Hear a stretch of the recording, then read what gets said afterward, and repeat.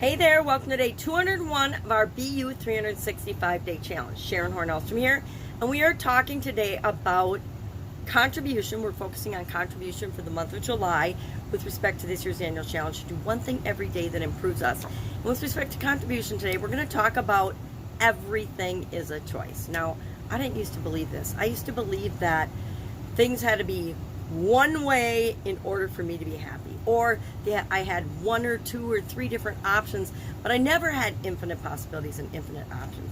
And as I got older, I learned that a lot of times my thoughts and beliefs and my past experiences were putting me in this little box, and I was personally limiting what I was allowing myself to even see, what my possible choices were. And then I learned more about the world and that there's infinite possibilities and infinite choices out there.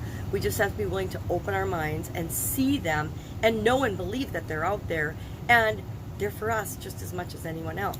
So I pulled a card today, and I don't remember why I pulled this card because it doesn't, to me, really go with today's topic, but it says, I accept my uniqueness. On the back, there's a bunch of eyes, and it says, there is no competition and no comparison, for we are all different and meant to be that way. I am special and wonderful. I love myself. So that's today's card. Now, with respect to our topic today, I started looking into, okay, well, if we have a lot of choices out there, how do we take advantage of them? And one is by using the SOAP framework whenever we're faced with a choice or a challenge or a problem or a situation that we haven't dealt with before, or maybe we have dealt with before, but the choices we made in the past didn't necessarily serve us very well. We need to enhance our decision making. We need to become really good at decision making. And the truth is, most people stink at decision making. Most people aren't good at it because they just look at the world and what comes their way. They're like, I can do this or I can do that. Or maybe I've opened my mind and I can do one of two or three other things. But the truth is, whenever we're faced with any challenge, any situation, there's always a lot of different possibilities. It's why we do the 10, 3, and 1 tool all the time when we're brainstorming. What are the options? What are the possibilities for me in this situation? So let me share a couple of, I've got 9 steps to making a decision, which I think is a lot, or 7 different ways to enhance your decision-making process. Now, we should all have a process for making decisions. Sometimes it's a quick and easy process. Sometimes it's a little more complicated, and like the SOAP framework, where we can install a process in our subconscious, but also use it in our conscious mind when we need to make bigger decisions and choices. But we all need to practice making decisions. The better we get at making little decisions, the easier the bigger decisions become for us, because we've ingrained a process in ourselves that makes decision making good for us and easy to do.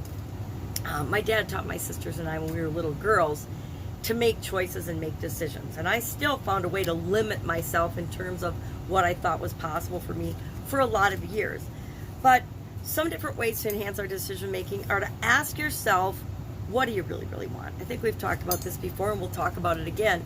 But if you don't know what outcome you really, really want, you're probably not going to get there. I hate to say that. I hate to be the bearer of bad news, but I know the times in my life where I've kind of vaguely wanted something, when I kind of vaguely wanted to get married, versus when I sat down and I said, this is the person I want to marry. And I actually wrote it down on a flip chart. I don't know if I ever told him that, but in my second bedroom, I had a 3-bedroom house when I lived in Green Bay. I had a big flip chart board, and I wrote out what I wanted for my future, and including what I wanted for my future partner.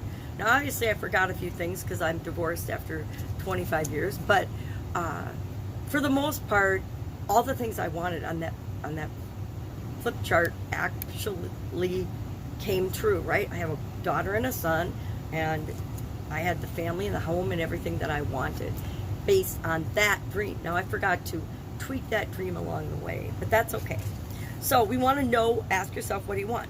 Number 2, ask for advice if you need it. If you are looking at a situation or a challenge that you've never faced before, find people that have already gone through it and ask them what they did. Don't necessarily do exactly what they did. You have to tweak things for yourself and do what feels right for you. But ask people for their advice, how they've handled different situations before, how they made decisions before. Number 3, question your motives and your intent. What do you want out of the situation? What are your motives for even having to make a decision or a choice? Number 4, weigh the pros and cons. I am a big believer in the plus and minus, pros and cons. Grab a piece of paper, write all the reasons to make a choice, all the reasons not to make it. And I do that for each of the different options that I'm seriously considering. 5, ask yourself if you will be hurting yourself or others with your future decision. This is a big one. A lot of times we are so caught up in the moment and the choice that we need to make right now, we forget to consider what are the future ramifications or possible ramifications of making a choice, and will it hurt us or other people. Now, if I had made a different choice and married someone else, it probably would have not hurt the person I married, and it probably would have made their life better off because they would have found someone that they were more suited to, if that makes sense. But sometimes we make choices that are in our favor, but they harm other people, and we want to make sure we're not doing that. Number 1, 2, 3, 4, 5, 6.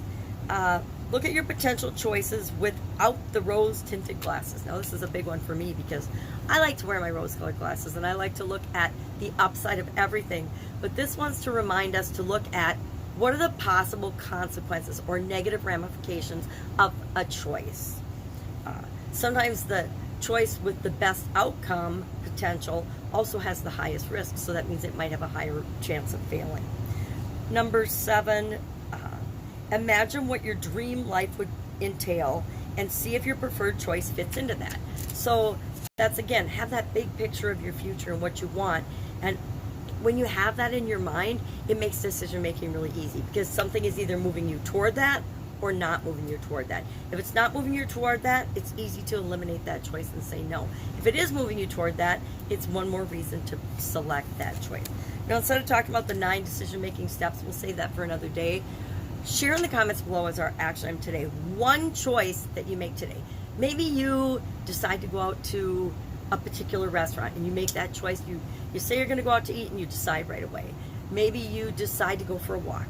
Whatever choice you decide, instead of watching TV or having a snack, whatever it is, share one choice that you make today, one decision that you make today in the comments below so we can learn from one another. And again, the better we get at the little decision making, the little choices that we have to make every day, because we're faced with challenges and choices all the time, the easier it is to handle the big ones. Love to know your take on this. Share in the comments below, and I will of course be with you tomorrow with day 202 of our BU 365 day challenge. Have an awesome day.